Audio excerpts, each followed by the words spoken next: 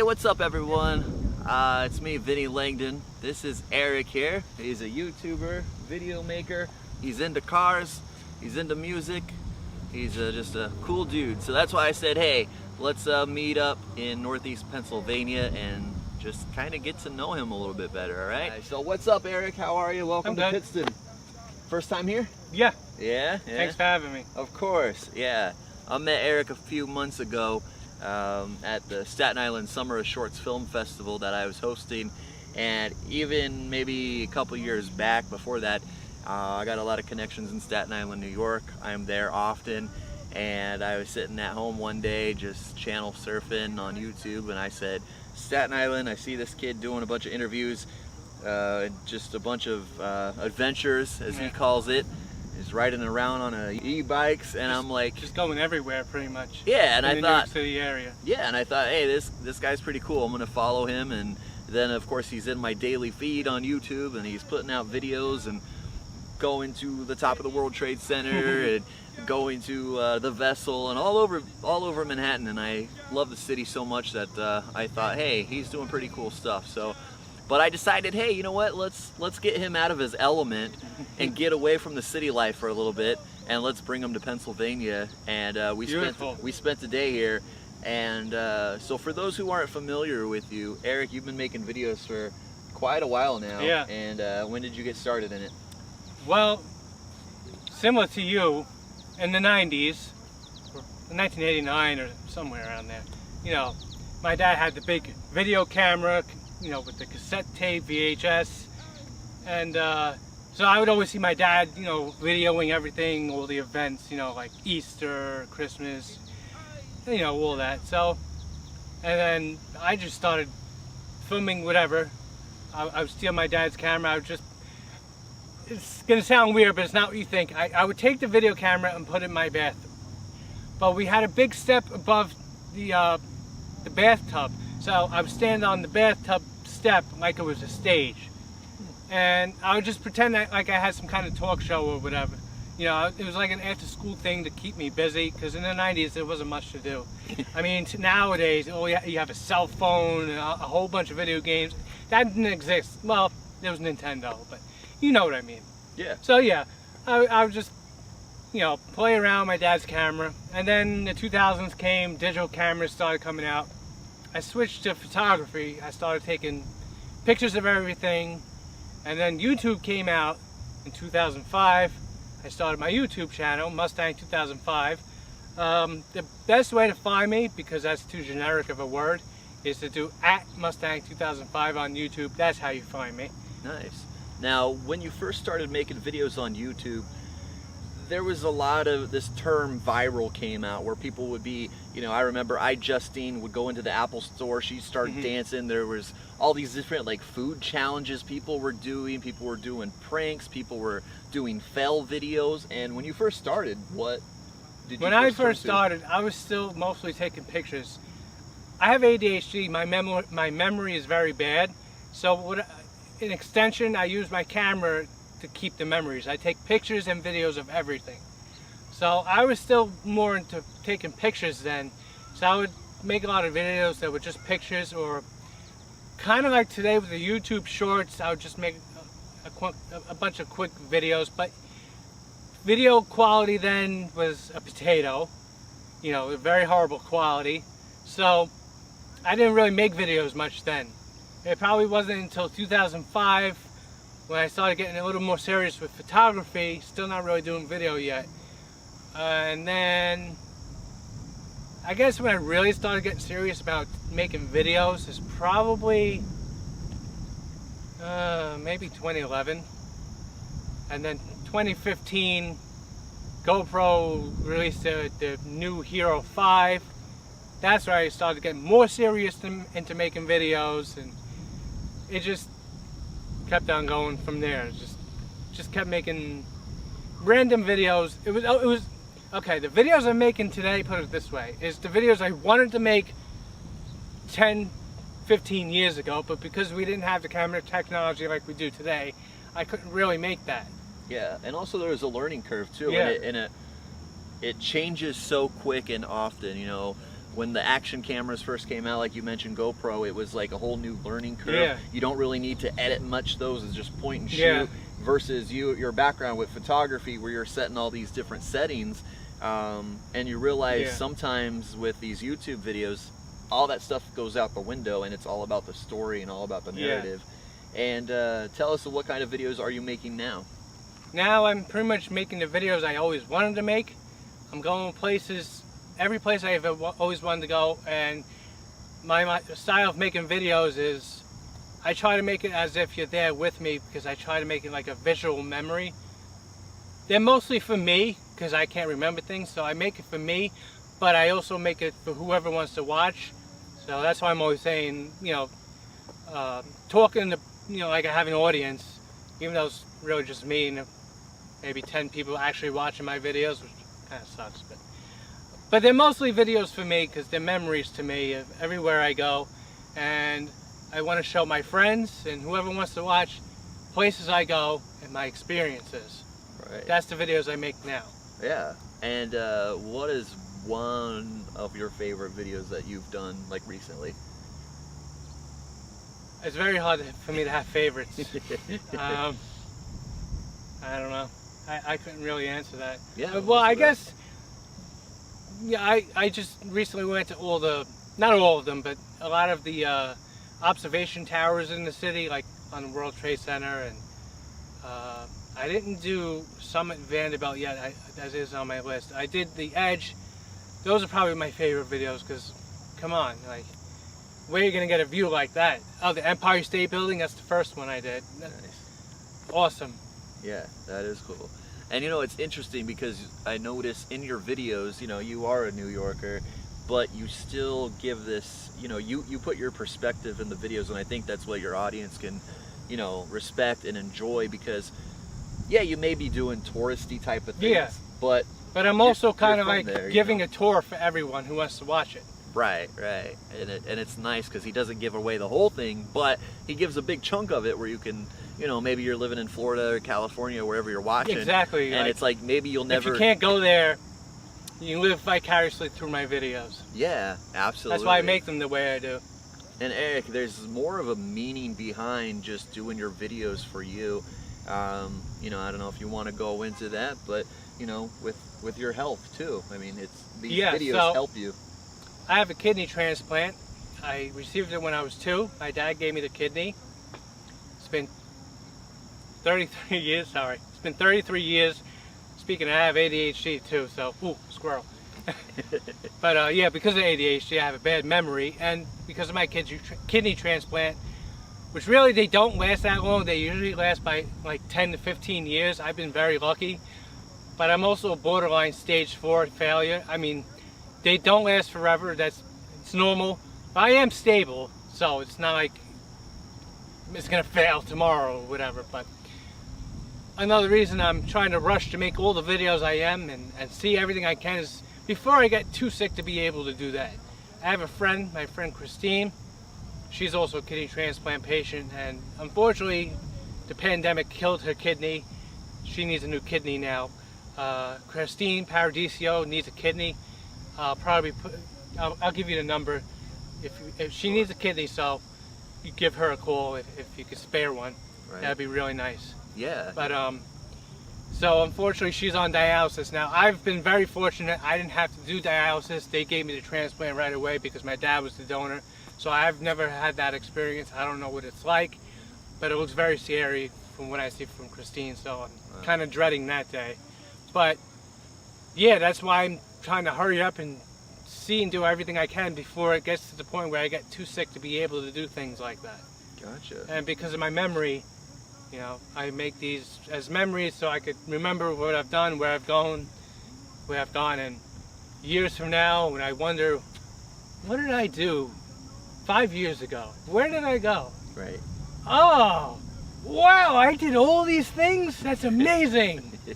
Yeah, it's important, you know, it's a testament, you know, for those out there. You know, there's so many days where we think we wish we did that 5-10 years ago, and it's like, live in the moment, live now and do it.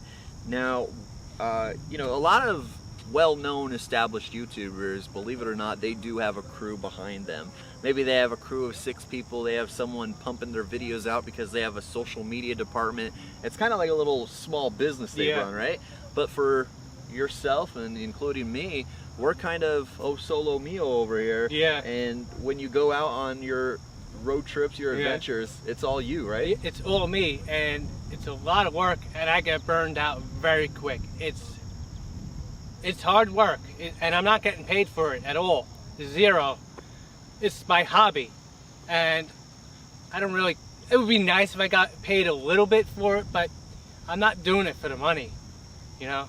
Yeah. But it just sucks that I put a lot of work into it, and you know, I don't really get a lot of views. So even though I'm not really making the videos for people, I'm making it for me. It'd still be nice to get some views, you know. But I'm not doing it for the money. But yeah, well, you're having fun. I'm having fun. You know, it's my hobby. About. Yeah, definitely. So, I mean, you kind of spoke a little bit about your goals in the bigger scope of, you know, you're just doing it for yourself. You're doing it for, you know, just to look back on and reflect every so often. But what keeps you, you know, motivated when you wake up and say, hey, you know what, maybe today I'll go check out the Empire State Building and do a video about that? Like, that's a very good question. Now, having ADHD, motivation is a huge issue. I'm not going to say what I take. I don't know what the laws are. I don't know. I am on a medication for ADHD, and it does help my motivation, so I'm thankful for that. I need some of that medicine. No, no, but that's cool. But that's probably worn off by now. That's why I'm so distracted. But no, what were we talking about? Just your motivation. No, I'm serious. That was legit right there. I completely forgot. What happened? Your motivation. What continues? Yeah. Oh, my motivation. Keep doing it. Okay, so I'm so used to. Most of my friends moved ever since the pandemic. They moved, or I don't talk to anymore, and I have social anxiety. And normally I don't like going anywhere without a friend. It's just boring, honestly. I like having a friend there, someone to talk to, go places with. My motivation is because now I really don't have any more friends to go places with. And it gives my anxiety, like, oh my God, there's so many things I want to see, but I have social anxiety. I don't like going places by myself. But oh my God, what happens if I get too sick? I can't see this, I can't see that. So honestly, it's anxiety and fear. That's my motivation to see these things. And actually, I can't fully enjoy the places I go to because of that anxiety, because I have to do things myself now. I don't really have a choice. I'm fortunate I can still do it, but also it's, you know, I have anxiety. I can't fully enjoy it, and it kind of sucks. Yeah. But that's the fear and anxiety is kind of my motivation, because I want to see things before I can anymore. Right. That's my motivation. And it's all about balance too, with the anxiety, the fears, Yeah. but yet you still have that inside of you where you push yourself even through those barriers to do it. So that's really cool. Are you primarily just focused on New York? I mean, or do you, I mean, today you're in Pennsylvania, so that's a shock for you, but hey. I have on Google Maps probably 2,000 green markers of places I want to go to all over the country. Obviously, I'm not going to see all of that. Right now, it's only New York City and tri-state area because I hate driving. It took 2 hours to get here, 2.5 hours to get here. It's so boring, especially by myself. That's really what's limiting me. If I had a Tesla, if I could afford a Tesla, I would go wherever because the thing will drive for me. But I would like to go so many places. Boston, I've never been to. I want to see Boston. There's so many places, but it's just everything is too far. And another thing, like, I've pretty much seen everything locally. I've recorded the death of Staten Island. I recorded almost everything, well, not almost everything in Manhattan. It'll be impossible to see everything in Manhattan, but most of the places I want to see I've already recorded. Like, everything local I've pretty much been to. Everything in Jersey I've pretty much been to, except for a few spots in North Jersey. And I guess now it's Pennsylvania. But it just takes forever to get here. Everything is an hour, 2 hours away now. That right. Yep. And now it's getting too much. There you and go. there's so many places I want to see, but like I can't do all that traveling. So now I'm a little depressed over that. Yeah. Now, has anyone locally recognized you from you being on YouTube? Not YouTube, but more Instagram, like maybe 10 years ago. Somehow, I wouldn't say viral. I don't know. Somehow I got like over 2,000 followers on Instagram when it came out. Probably because I was doing a lot of car things then. And every now and then people would recognize me from Instagram, but that's about it. Yeah. I think maybe once or twice someone recognized me from YouTube, but that's about it. Yeah. But like you, I'm not really looking for fame or to be a celebrity.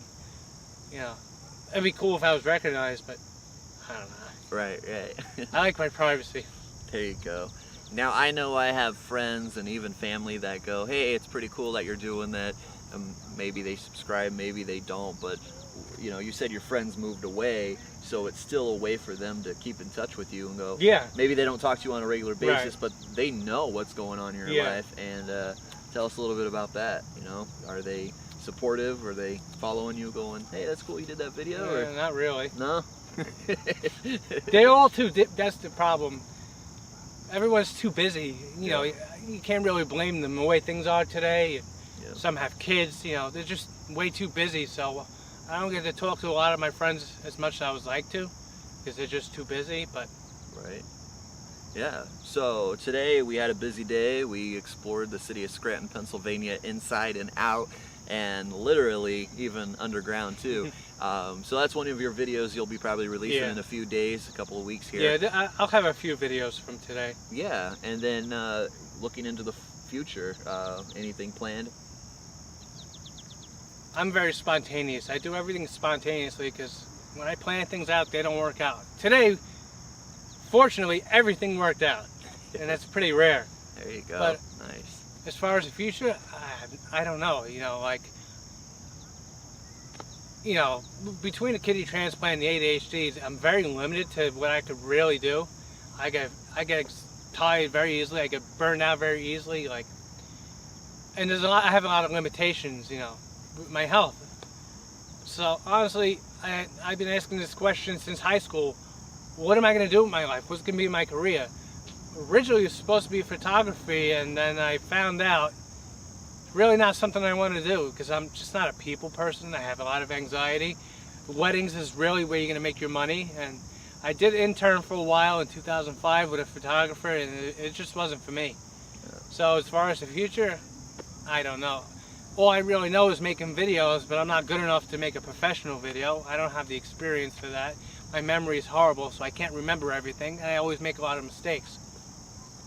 So as far as the future, I have no idea, and it's pretty scary, to be honest, because especially the way things are today now, everything is just so crazy. The world is crazy. I don't know what happened, and it's honestly scary because, you know, I don't know what my future is going to be. I don't know what my goals are going to be because, like, I don't know what I could do. Yeah, I'm learning that too. As we get older, it gets more difficult. Yeah, I need some kind of job, and I don't know what the hell I could do. Yeah, that's tough. Yeah, trying to decide what you want to do. It's definitely different, you know. And then we say we're too old to go back to school for a formal education, for something totally different, while we've been working for 20 years into video, and it does get tough. But yeah, man, well, next time I come to the city, come to New York, we'll hang out, grab a slice of pizza. And, slice of pizza. Yes, exactly. And we won't talk to anybody like we did in Scranton, where we're walking earlier today. We were doing our video, and about 10 people were like, oh, hi, hey, good morning, how you guys doing? And I'm like, from New York. No one talks to you. You don't talk to anyone. You don't make eye contact. You mind your business. Just walk straight. Don't look at anyone. That's it. And everybody here wanted I come to be here, his friend. hey, good morning. It's a beautiful day. I'm like, who are you? Yeah. Well, I don't mean to be rude. I know we have a stereotype. We're rude. It's just that there's a lot of crime in New York. You don't know who you could trust. There you go. That's how it goes. So, yeah, when you go to a small town like this, you're not used to friendly people. Outside New York City, it's a culture shock. Everyone is so nice. It's like, wow. What kind of medication this is reality. This is the real world. New York City is just a bunch of a-holes. And yeah, so it's pretty interesting. But yeah, Eric, great talking to you, man. We'll go get some dessert. Yep. I don't think we'll find Zeppelis, unfortunately, in this neck of the woods, but we might find something else that people love in this area. So thank you guys so much for watching this interview. I know it's been a minute since I've been making videos myself. I've been actually just enjoying summer for the first time in many years, which I have. And you know, follow, subscribe, like, all that crap. And who knows what you'll see next. And go check out Eric's YouTube channel again at Mustang 2005. At Mustang 2005. Oh, you'll probably put a link in the description. Absolutely, yeah. He did an interview with me, which turned out great. And then also you'll see, I'll post my version of my perspective of what we did today, and in a couple days, and so will he. About yeah, I have a lot of editing to do. I record so much footage, and it takes days to edit. I'm getting exhausted all editing. But hey, and I do it for free. Yeah, and it's fun. But yeah. Thanks again, guys, for watching. And you'll never know where you'll see me next. So, see you guys later, live from Pittston, Pennsylvania. And who knows? We'll see where I end up next. All right, cool. See you later.